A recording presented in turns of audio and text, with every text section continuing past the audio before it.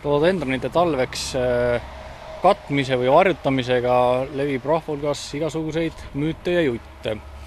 Et enamik neist on seotud sellega, et rododendron on talveõrn kultuur ja teda tuleb kindlasti talveks katta. Aga siinkohal peab endale meeles pidama seda, et mis asi on katmine, mis asi on varjutamine. Katmise eesmärk on tõesti siis tekitada taimele sooja ja katmisest me räägime tõesti rooside või elulõngade puhul, kus me siis püüame talveks taimele võimalikult palju sooja teha. Rododendronite puhul on aga nii-öelda talveks sooja tegemine väga ohtlik, sest et tegemist on nigihalja taimega ja kui me nüüd paneme talle mine sooja materjali ümber, nii nagu näiteks siin pakasekaitsekanga, sellise valge või katteloori, siis sellise materjali all talvel algab rododendron nigihaljaste lehtedelt auramine ja tegelikult lehed hakkavad kuivama ja lehed lähevad kevadeks pruuniks.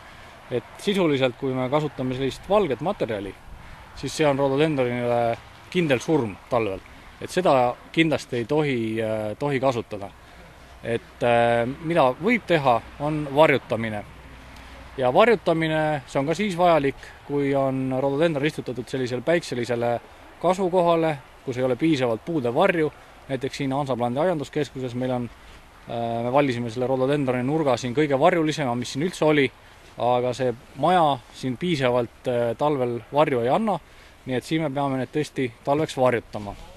Aga kui teil on valitud selline kasvukoht poolvarjuline, kas siis maja põhjakülg või on seal suured puud, siis ei ole ka varjutamist talveks vaja ette võtta.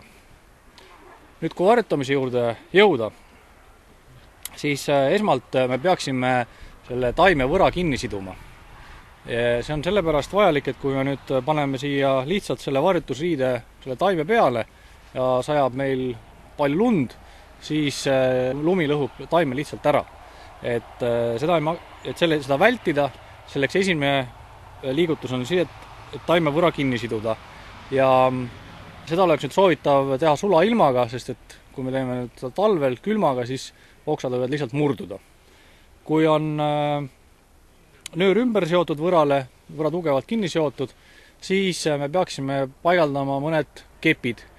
Mina kasutan siin bambuskeppe, need on head ja tugevad ja sirged ja teeme talle sellise nagu püramiidi ümber. Ja selle püramiidi peale siis paneme varjutusriide.